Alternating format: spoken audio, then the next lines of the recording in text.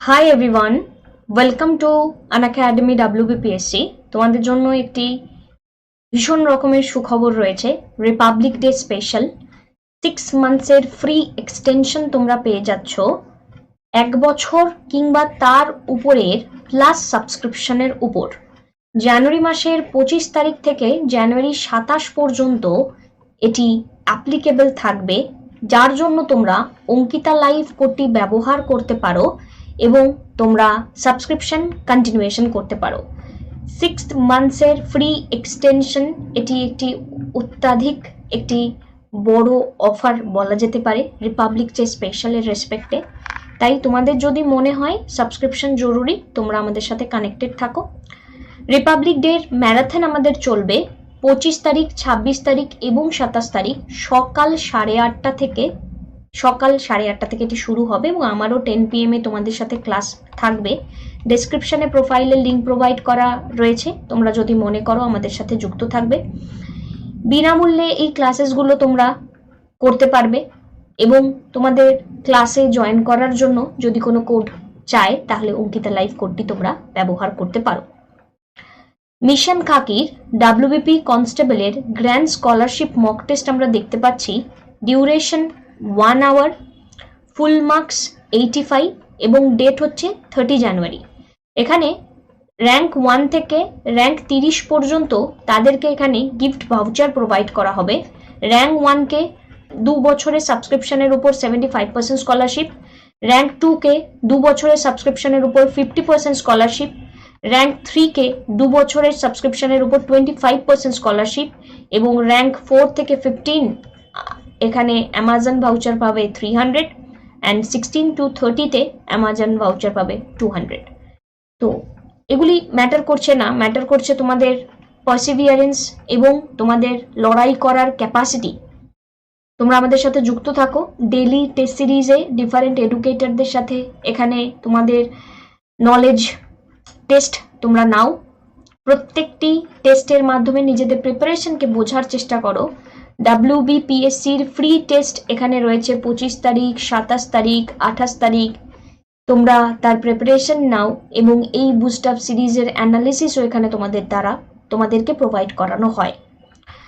প্রত্যেকটি সেশনকে তোমরা এখানে ইউটিলাইজ করতে পারো। Different upcoming batch courses test series এখানে লঞ্চ করা হচ্ছে। আগমনের এখানে একটি টেস্ট সিরিজ আমরা দেখতে পাচ্ছি। 26শে জানুয়ারি এই টেস্ট সিরিজটি রয়েছে, স্টার্ট হচ্ছে এবং এখানে আগমনের এই যে ব্যাচ, এই ব্যাচে প্রিলিমস এবং মেন্স আমরা একটি কোর্স পেয়ে যাব। টেস্ট এখানে টাইম টু টাইম এই চলাকালীন অন্যান্য আমরা দেখতে পারবো চলছে থাকবে। এই কোর্সের মাধ্যমে তোমরা কন্টিনিউয়াস প্র্যাকটিস টেস্টও পেয়ে যাবে, কারণ এখানে একসাথে প্র্যাকটিস টেস্টও পেয়ে যাবে। তাহলে পরপর করে তোমাদেরকে প্রিপারেশনও দেওয়া হচ্ছে এবং তার সাথে তোমরা যাতে প্র্যাকটিস করতে পারো সেই প্র্যাকটিসের মোটিভটাও তোমাদের কাছে রেখে দেওয়া হচ্ছে, তোমাদের আর কোথাও যেতে হচ্ছে না। কমপ্লিট একটি ব্যাচ আসছে WBPSI মেন্সের জন্য।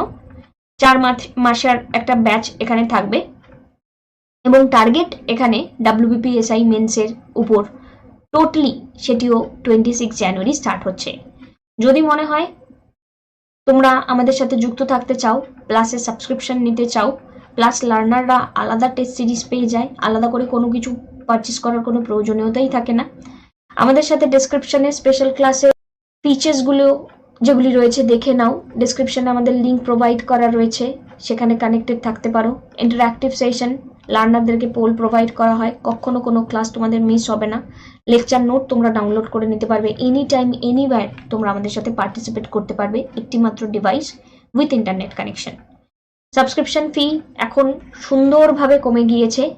তোমাদের যদি মনে হয় 12 মাসের সাবস্ক্রিপশন নেবে, তার সাথে 6 মাসের সাবস্ক্রিপশন ফ্রি, তাই তার উপরে 12 মাস কিংবা 24 মাসের সাবস্ক্রিপশন নিলে 6 মান্থস এখানে ফ্রি হয়ে যাচ্ছে। তাই যদি সাবস্ক্রিপশন নিতে তোমাদের প্রয়োজনীয়তা থাকে তাহলে সাবস্ক্রিপশন তোমরা নিয়ে নাও। Complete syllabus, unlimited practice set, unlimited PDF নোটসের মাধ্যমে নিজেদের প্রিয় শিক্ষকের কাছে, শিক্ষিকার কাছে পড়াশোনা কমপ্লিট করো। সম্পূর্ণ সিলেবাসের কভারেজ তোমাদেরকে প্রোভাইড করা হবে। সাপ্তাহিক মক টেস্ট তো দেখতেই পারলে, টেস্ট সিরিজও থাকবে। সম্পূর্ণভাবে নিজেদেরকে তৈরি করতে পারবে। আজকের ভিডিওতে চলো যাওয়া যাক। আজকের ভিডিও আমরা কানেক্টেড রাখার চেষ্টা করব কনস্টিটিউশন ফ্রেমিংকে নিয়ে। কনস্টিটিউশন ফ্রেমিং এর সাথে আজকের কন্টেন্টটি অনেকটাই কানেক্টেড এবং আমাদের ভারতের যে ইতিহাস, সেই ইতিহাসে কনস্টিটিউশন ফ্রেমিং এর জন্যই একটা পর্যায়ে কন্টিনিউয়াস অশান্তি হয়েছে, সেই দিকটিকেও আমরা একটু মাথায় রাখার চেষ্টা করব। সো প্রথমত টপিকটির নাম তোমরা জানো, ফার্স্ট রাউন্ড টেবিল কনফারেন্স। প্রথম প্রশ্ন, ফার্স্ট রাউন্ড টেবিল কনফারেন্স এখানে কোথায় হয়েছিল? ফার্স্ট রাউন্ড টেবিল কনফারেন্স হয়েছিল লন্ডনে। ডেটটা কত? 12 নভেম্বর থেকে 1930 থেকে 19 জানুয়ারি 1931 পর্যন্ত। তাহলে 12 নভেম্বর 1930 থেকে 19 জানুয়ারি 1931 পর্যন্ত প্রথম রাউন্ড টেবিল কনফারেন্স আমরা দেখতে পারি লন্ডনে হয়ে থাকে। অল টোটাল কটি রাউন্ড টেবিল কনফারেন্স হয়? অল টোটাল 3টে রাউন্ড টেবিল কনফারেন্স হয়। প্রথম এখানে আমরা দেখতে পাচ্ছি যে 1930, 31, 32 এই থ্রু আউট টাইম ধরে এই রাউন্ড টেবিল কনফারেন্সেসগুলো চলতে থাকে। এবং এই রাউন্ড টেবিল কনফারেন্স হওয়ার পিছনে কারণটা কি? সেগুলি লন্ডনে হয় বিকজ কিসের জন্য? Discuss the Indian constitutional question. Indian constitutional question, ইন্ডিয়ার কনস্টিটিউশনটি কেমন হবে, taking into account all shades of Indian political opinion. ইন্ডিয়ার পলিটিক্যাল যে আলাদা আলাদা অর্গানাইজেশনসগুলি রয়েছে, সে প্রত্যেকটি অর্গানাইজেশনের ওপিনিয়নকে নিয়ে মিলিত উপায়ে এখানে আমাদেরকে দেখতে হবে যে গভর্নমেন্ট চেষ্টা করছে, ব্রিটিশ গভর্নমেন্ট চেষ্টা করছে সেই সমস্ত কথাগুলিকে রাখার। The Indian national Congress participated only in the second round table conference. তার মানে আইএনসি ফার্স্ট রাউন্ড টেবিল কনফারেন্সে পার্টিসিপেট করেনি। তো রাউন্ড টেবিল কনফারেন্সেসগুলি যেগুলি রয়েছে তার এজেন্ডা আমাদের কাছে ক্লিয়ার হলো কেন হচ্ছে। এবার এই এজেন্ডা যদি আমাদের কাছে ক্লিয়ার হয়, দেন আমাদের আরেকটা ফোকাস হয়তো ক্লিয়ার রাখা যাবে। সেটি কি? সেটি হচ্ছে গিয়ে, একটা পেজ নিয়ে নিচ্ছি, সেটি হচ্ছে গিয়ে আমাদের 1927-এ সাইমন কমিশন এসেছিল, বাট আমরা সাইমন কমিশনকে অ্যাকসেপ্ট করিনি। কেন করিনি? সাইমন কমিশনকে আমরা অ্যাকসেপ্ট করিনি বিকজ 7 জন যে সমস্ত মেম্বাররা ছিলেন অল এখানে আমরা বলতে পারি ইউরোপিয়ান। তো এই যে 7 জন মেম্বার অল ইউরোপিয়ান, এই যে ক্যান্ডিডেটরা এখানে ছিলেন, সেক্ষেত্রে তারা যখন 1928-এ এসে পৌঁছান, আমরা বিভিন্ন জায়গা থেকে এখানে একটা অ্যাজিটেশন করতে থাকি এবং পিসফুল এই অ্যাজিটেশনেই লালা লাজপত রায়ের মৃত্যু হয়। লালা লাজপত রায়ের এই যে মৃত্যু, এই মৃত্যুকে আমরা মেনে নিতে পারি না। তাই একদল রিভলিউশনারি অর্গানাইজেশন মেম্বার্স, যেমন HSR এর এখানে আমরা দেখতে পারি যে ভগৎ সিং, রাজগুরু, সুখদেব, এনারা এই সময় এই লালা লাজপত রায়ের মৃত্যুকে ঘিরে একটা কনস্পিরেসি কেসে ফেসে যান এবং তার পরবর্তী সময়ে বম কেস আমরা দেখি। অ্যাসেম্বলি বম কেসের পরবর্তী টাইমে এখানে দেখা যায় তাদের একটা টাইমের পরে ফাঁসি হয়ে যায়। সো দেশের মধ্যে একটা টানাপোড়ের সিচুয়েশন চলছিলই। এমন টাইমে নেহেরু রিপোর্ট আমরা পেয়ে যাই এবং এই নেহেরু রিপোর্টে বিরকিনহেড যখন চ্যালেঞ্জ করেন যে আপনারা আপনাদের কনস্টিটিউশন বানাতে পারবেন কি পারবেন না, তখন আমরা সেই চ্যালেঞ্জটাকে অ্যাকসেপ্ট করি এবং সেই চ্যালেঞ্জটিকে অ্যাকসেপ্ট করে নিয়ে আমরা বলি যে হ্যাঁ আমরা বানাতে পারবো। এবং সাথে এখানে অত্যন্ত গুরুত্বপূর্ণ একটি পয়েন্ট, এই নেহেরু রিপোর্টে কমিউনালিজম বা সেপারেট ইলেক্টোরেটকে প্রায়োরিটি দেওয়া হয়নি। তাই আরেক মুসলিম লীগ তথা বেশ কিছু রিপ্রেজেন্টেটিভ অন ডিফারেন্ট অর্গানাইজেশনের তারা এটা মেনে নেয়নি। এবার তার পরবর্তী টাইমে নেহেরু রিপোর্ট যখন আমরা দিলাম, নেহেরু রিপোর্টের দ্বারাও কিছু হলো না। 1929-এ আমরা পূর্ণ স্বরাজের দাবি জানালাম।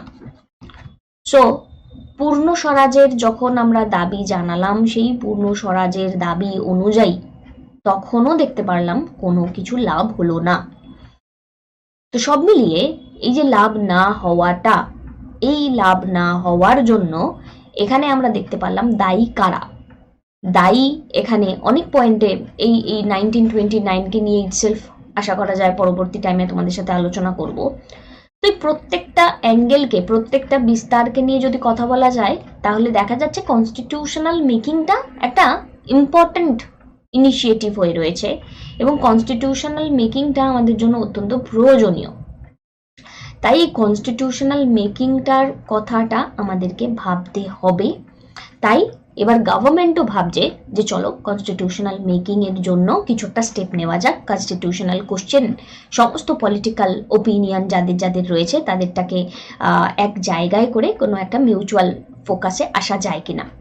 So first round table conference, এই যে ফার্স্ট কনফারেন্স ইন্ডিয়া এবং ব্রিটিশদের সাথে যখন হচ্ছে এবং অফিসিয়ালি এটি ওপেন করা হয়েছে লর্ড ইরউইনের দ্বারা 12ই নভেম্বর 1930 লন্ডনে, কিসের জন্য? To discuss about the Simon commission report, and it was chaired by British. So এবার কার দ্বারা চেয়ার করা হয়েছিল এক্স্যাক্টলি যদি নাম তোমাদের মনে থাকে তোমরা বলতে পারো। ফার্স্ট রাউন্ড টেবিল কনফারেন্স ইনঅগারেট করা হয়েছিল জর্জ ফাইভের দ্বারা 12 নভেম্বর, আমরা বারবার করেই দেখতে পাচ্ছি ডেটটা, 12 নভেম্বর 1930 লন্ডনে। এবার এই যে ফার্স্ট রাউন্ড টেবিল কনফারেন্স হলো, সো ইয়েস, র্যামসে ম্যাকডোনাল্ড তিনি লেবার পার্টির এখানে রিপ্রেজেন্টেটিভ ছিলেন। ফার্স্ট রাউন্ড টেবিল কনফারেন্স যেহেতু কংগ্রেসের দ্বারা বয়কট করা হয়েছিল, কারণ তারা তখন সিভিল ডিসওবিডিয়েন্স মুভমেন্ট লঞ্চ করেছে 1930-তে, এবং অল 89% এখানে কনফারেন্সে যারা অ্যাটেন্ড করার জন্য ইনভাইটেড ছিলেন তার মধ্যে 16 রিপ্রেজেন্টেটিভ এখানে ছিলেন ব্রিটিশ পলিটিক্যাল পার্টির। ব্রিটিশ ইন্ডিয়ান ডেলিগেশন এখানে আমরা দেখতে পাচ্ছি 58 মেম্বার দিয়ে কানেক্টেড ছিল, যারা ডিফারেন্ট পার্টি, ডিফারেন্ট ইন্টারেস্ট ইন্ডিয়ার সাথে connected. Congress, Indian business leader, তারা নিজেদেরকে কংগ্রেস এটা তো আমরা আগেই বললাম, এবং ইন্ডিয়ার যে বিজনেস লিডার তারা নিজেদেরকে এখানে কনফারেন্স থেকে দূরে রেখেছে, কারণ তার ম্যাক্সিমামই এখানে কোথায় ছিলেন? জেইলে ছিলেন। Many of them were in jail along এখানে for participating in civil disobedience movement. Civil disobedience মুভমেন্টে পার্টিসিপেট করার জন্য ম্যাক্সিমাম সংখ্যক লোককেই জেলে নিয়ে যাওয়া হয়েছে। কিছুদিন আগের একটা ভিডিও ছিল আমাদের সিডিএমকে নিয়ে, যারা দেখেছো তারা কানেক্ট করতে পারবে ব্যাপারটা। রোজকার ভিডিওগুলোতেই দেখো তোমাদের আন্ডারস্ট্যান্ডিংকে ব্রডার ভিউ থেকে রিপ্রেজেন্টেশনটা দেওয়ার জন্য। তো সিভিল ডিসওবিডিয়েন্স মুভমেন্টের পার্টিসিপেশনের জন্য এখানে আমরা দেখতে পারলাম যে অনেকে জেলে চলে গেছে, তাই কংগ্রেস এখানে অ্যাক্টিভভাবে পার্টিসিপেট করতে পারবেই না। তো কংগ্রেস এখানে পার্টিসিপেট করেইনি। কংগ্রেস এখানে পার্টিসিপেট না করার পরবর্তী টাইমে এখানে ইন্ডিয়ান বিজনেস লিডাররাও পার্টিসিপেট করেনি। এবার পার্টিসিপেট করেছিলেন কারা? তো গভর্নমেন্ট এখানে বেশ কিছু ইন্ডিয়ার রিপ্রেজেন্টেটিভ ইন্ডিয়ান স্টেটের সাথে এখানে সেফলি কমিউনিকেট করতে চেয়েছিলেন। এই সময়ে প্রমিনেন্ট যারা পার্টিসিপেট করেছিলেন তার মধ্যে থেকে মুসলিমদের মধ্যে ছিলেন আগা খান III, এবং এখানে আমরা দেখতে পাচ্ছি তার মৌলানা মোহাম্মদ আলী জিন্নাহ। এই নামগুলি আমাদের জন্য খুব একটা ইম্পর্টেন্ট নয়, আমরা ইগনোর করতে পারি। শিখদের জন্য এখানে রিপ্রেজেন্টেটিভ মেনশন করা রয়েছে। মুসলিমদের মোহাম্মদ আলী জিন্নাহর নামটা একটু প্রয়োজনীয় হয়, আর আগা খান III এই নামটা একটু প্রয়োজনীয় হয়। হিন্দু মহাসভার এখানে রিপ্রেজেন্টেটিভরা পার্টিসিপেট করেছিলেন, শুধু এটা জানলেই হবে। ডিপ্রেস ক্লাস থেকে পার্টিসিপেট করেছিলেন, এটা জানলেই হবে। এরকমভাবে বিভিন্ন পার্টির এখানে রিপ্রেজেন্টেটিভরা যারা পার্টিসিপেট করেছিলেন, বাট আলটিমেটলি এই যে রিপ্রেজেন্টেটিভরা পার্টিসিপেট করলেন তাদের মেন এজেন্ডা কি ছিল? তাদের মেন এজেন্ডা এখানে এটাই ছিল কনস্টিটিউশন ফ্রেমিংটা যাতে সুস্থ স্বাভাবিকভাবে হয়, বাট মানে যে আলোচনাটা সুস্থ স্বাভাবিকভাবে হয়। তো কংগ্রেস এত বড় একটা লিডার বা একটা অর্গানাইজেশন, তার মধ্যে যে লিডারশিপ কোয়ালিটির বিশেষ করে গান্ধীজি তিনি নেই, প্রেজেন্ট নেই, তাহলে সেটা কি করে হতে পারে? সো এখানে শাহনওয়াজ এনার নামটা একটু মাথায় রেখো, কোশ্চেন প্যাটার্ন চেঞ্জ হচ্ছে, এইভাবে আমাদেরকে প্যাটার্ন ওয়াইজ এক্সামে জিজ্ঞাসা করতেই পারে। সো এই যে পার্টিসিপেশনটা তো খুবই স্বাভাবিকভাবে সাকসেসফুল হতেই পারে না, যেমন জায়েন্ট একটা অর্গানাইজেশন এখানে যায়নি। তবু এই অর্গানাইজেশনের আউটকাম নিয়ে যদি কথা বলতে হয়, দুটি সিগনিফিকেন্ট ইনিশিয়েটিভ এখানে আমরা দেখতে পারি। তো এই যে সিগনিফিকেন্ট ইনিশিয়েটিভ এখানে যেটি বলা হচ্ছে, all India federation of British Indian provinces and the Indian states. So এর দ্বারা রেকমেন্ডেশন করা হয় responsible government at the sentry with certain reservation safeguard for transitional period to maintain the British control over defense, external affair and economy. একটা কথা মাথায় রাখবে, যখনই government control নিয়ে এখানে কথা বলছে, কন্ট্রোল নিজের কাছে রাখার চেষ্টা করছে, সেটা আমরা বুঝবো কি করে? সেটা আমরা তখন বুঝবো যখন ডিফেন্স তার হাতের মধ্যে সে রেখে দিয়েছে, মানে মিলিটারি পাওয়ারটাই তার কাছে আছে, যখন তখন সে যুদ্ধ করে দিতে পারে। সাথে আছে ইকোনমি। তো যতক্ষণ না ডিফেন্স, ইকোনমি মেনলি, সাথে আবার এক্সটার্নাল অ্যাফেয়ারটাও আছে, সেটা ছাড়বে, আলটিমেটলি সেই পার্টিকুলার অ্যাঙ্গেল থেকে আমরা বলতেই পারি না সেন্টার লেভেলে গভর্নমেন্ট কি চাইছে, রেসপন্সিবিলিটি যেটা চাইছে সেটা স্টেটেদের রিপ্রেজেন্টেশনটা মানতে চাইছে বা চাইছে না। At the same time, B.R. Ambedkar demanded separate electorate for untouchables. আনটাচেবলসদের জন্য এখানে সেপারেট ইলেক্টোরেট ডিমান্ড করা হয়, এবং কনফারেন্স, এখানে বেশ কিছু প্রমিনেন্ট ইন্ডিয়ান লিডাররা তারা পার্টিসিপেট করতে চেয়েছিলেন, অনেকে চাননি, দেখতেই পারছো আগের যে সেশনটাতে, মানে আগের স্লাইডে আমরা দেখলাম ডিফারেন্ট রিপ্রেজেন্টেটিভরা পার্টিসিপেট করেছেন। সো এই কনফারেন্সের এই যে গ্যাদারিংগুলো যখন থাকছে, সেখানে দেখা যাচ্ছে যে এই কনফারেন্সে more as a gathering of a communalists এবং রিয়াকশনারি অ্যান্ড এখানে মিনিংলেস একটা আলোচনা হয়ে যায় কংগ্রেস পার্টিসিপেশন ছাড়া। কারণ আজকে দুটি তিনটে গোষ্ঠী তারা তাদের নিয়ে ভাবছে, তারা একটা অল ইন্ডিয়া লেভেলে ভাবছে না, এবং অল ইন্ডিয়া লেভেলে না ভাবলে সলিউশন কখনোই আসবার নয়। সেই প্রত্যেকটা পার্টে একটা জিনিস খুব ইম্পর্টেন্ট, দ্যাট ইজ এই সময়টাতে কংগ্রেসের পার্টিসিপেশনটা ভীষণ পরিমাণে দরকারি ছিল, তাই বাধ্য হয়ে গান্ধী ইরভিন প্যাক্ট সাইন করা হয়, যাকে আমরা দিল্লি প্যাক্ট নামেও জানি, এবং তার ডেট হচ্ছে 5th March 1931। It's important, 5th March 1931। তো 14 February 1931 গান্ধী ইরভিন টক ইনিশিয়েট করা হয় এখানে তেজ বাহাদুর সপ্রুর দ্বারা, এবার এম.আর. জাইকারের দ্বারা। এখানে দেখা যায় যে আলটিমেটলি এই যে ইনিশিয়েশনটা, এই যে টাইমলাইনটা আমরা দেখতে পাই, এই টাইমলাইনে এখানে দিল্লি প্যাক্টের একটা ইম্পর্টেন্ট রোল রয়েছে, কারণ এই প্যাক্টেই গান্ধীজিকে রাজি করানো হয়েছিল কংগ্রেসকে পার্টিসিপেট করতে বলা হবে সেকেন্ড রাউন্ড টেবিল কনফারেন্সে, এবং আমাদের কনস্টিটিউশন ফ্রেমিং এর আইডিয়াটা নিয়ে আমরা এগোবো, ভাবনা চিন্তা করবো গান্ধী ইরভিন প্যাক্টে। এই প্যাক্ট গান্ধীজির দ্বারা সাইন করা হয় অন বিহাফ অফ কংগ্রেস, এবং ইরভিন এখানে গভর্নমেন্টের বিহাফে প্যাক্ট সাইন করে, এবং আলটিমেটলি এই প্যাক্টের আন্ডারে গান্ধীজি বেশ কিছু দাবি রাখেন, বাট আলটিমেট ভাবে সেই দাবিটা মানা হয় না হয় না সেটা তোমরা বুঝতেই পারবে। এখানে গান্ধীজি 11 পয়েন্ট ডিমান্ড এখানে রাখেন, বাট সেটার সবকটা মানা হয় না, যার মধ্যে প্রথমতই এখানে ওয়ার প্রিজনার বা এখানে জেলের মধ্যে যাদেরকে আটকে রাখা হয়েছে গান্ধীজি তাদেরকে ছাড়ার কথা বলেন, অথবা যাবজ্জীবন দেওয়ার কথা বলেন, ফাঁসি যাতে না দেওয়া হয় সেই দিকটা নিয়ে দেখার কথা বলেন, বাট আলটিমেটলি সেটা হয় না।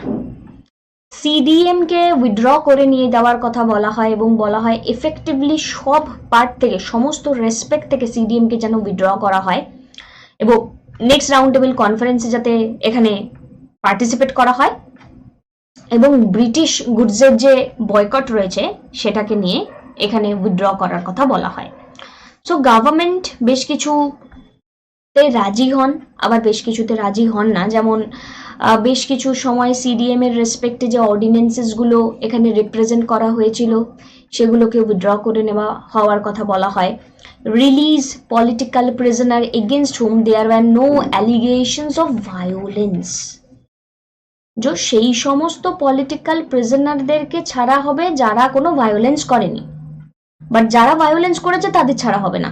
তো এখানে প্রপোজালটা কিসের জন্য ছিল? প্রপোজালটা ছিল যাতে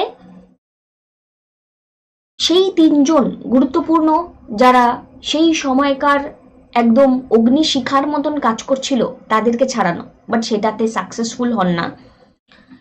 এখানে দেখা যায় যে আলটিমেটলি আরো যে পয়েন্টগুলো রয়েছে সেই পয়েন্টগুলো আমরা ফার্দার যখন হায়ার লেভেলে তোমরা স্টাডিজে যাবে তখন না হয় এই জায়গাগুলো পড়া যাবে, মানে আরেকটু গভীরে গিয়ে যখন আমরা প্লাসে তোমরা আমাদের সাথে কানেক্টেড থাকবে তখন নিয়ে পড়তে পারি আমরা।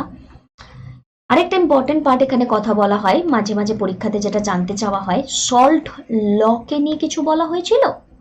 তো এখানে বলে যে দেখো, the government would not amend the salt act but will permit the collection and manufacture of salt freely to the people living within a specified area from the sea shore. This point is tremendous important. আমাদের জানতে চাই কোশ্চেনটা যে government এখানে কি salt অ্যাক্টকে amend করার কথা বলে, যে এতদিন ধরে যে ট্যাক্সগুলি নেবে বলছিল তার দিকে কথা বলে? বাট না, বলে না, সেটা বলে না। বলে যে আপনারা কালেকশন করতে পারবেন, ম্যানুফ্যাকচারিং করতে পারবেন ফ্রিলি সেই এলাকাতে যারা যারা রয়েছে। সো আলটিমেটলি আরেকটা ইম্পর্টেন্ট ব্যাপার, রাইট টু পিসফুল পিকেটিং। ঠিক আছে, পিকেট করতে পারো তুমি গভর্নমেন্টের বিপক্ষে, যদি মনে হয় তুমি গভর্নমেন্ট কি কাজ করছে কি করছে না সেটা নিয়ে কোশ্চেন মার্ক তুলবে, তুমি তুলতে পারো, বাট এখানে পিসফুলি সেটা তুমি করতে পারো, এই মেনশনটাই এখানে করা হচ্ছে। এবার একটি গুরুত্বপূর্ণ পয়েন্ট, তোমরা যদি সমস্ত পয়েন্টগুলিকে দেখো সেখানে আলটিমেটলি এত কিছু যাবতীয় যা কিছুই দেওয়া হোক না কেন তার একটি মাত্র কারণ, যাতে সেকেন্ড রাউন্ড টেবিল কনফারেন্সে আইএনসি পার্টিসিপেট করে। আইএনসি এত বড় একটি পার্টি, আইএনসি পার্টিসিপেশন, এখানে আইএনসির পার্টিসিপেশন না পেলে এই রাউন্ড টেবিল কনফারেন্সেসগুলোই সাকসেসফুল হবে না। তো যথারীতি গান্ধীজি পার্টিসিপেট করেছিলেন, বাট সাকসেস কিছু হয়নি, কারণ সেই সময়ে পূর্ণ স্বরাজ ছিল আমাদের দাবি, যেটি আমরা অলরেডি 1929-এ পেয়ে গিয়েছিলাম। সেই পূর্ণ স্বরাজের এই যে দাবি, তারপরে 1931-এ এসে আমাদের এখনো বলা হচ্ছে ডোমিনিয়ন স্ট্যাটাসকে নিয়ে। ইনফ্যাক্ট এই ঘটনাটা ইন্ডিভিজুয়াল সত্যাগ্রহের ভিডিওতে আমরা বলেছি, এরা একদম আপ টু চলবে ক্রিস মিশন পর্যন্ত। তো আমরা ডোমিনিয়ন স্ট্যাটাস মানবো না, এবং এইভাবেই একটা লড়াই কন্টিনিউয়াস চলতে থাকবে। এই যে লড়াইগুলো, এই যে রিপ্রেজেন্টেশনগুলো, আমি যদি একে কম্প্যারিজন করি নন কোঅপারেশন মুভমেন্টের সাথে, তো অবশ্যই এই টাইমে আমাদের ফোকাস পূর্ণ স্বরাজ, বাট আগের বার এরকম টাইপের কোনো ফোকাস ছিল না। আগের বার ফোকাস ছিল যে শুধুমাত্র যে দুটি রাউলাক অ্যাক্টের রেসপেক্ট এবং পাঞ্জাবের রং ডুইং এর রেসপেক্টে যে খারাপগুলি হয়েছে সেগুলোকে আমাদের রেমেডি দিন। এবং স্বরাজ কথাটা খুব ভেগলি বলা হয়, প্রপার স্বরাজের মানেটা কি সেটা আমরা বুঝতে পারিনি।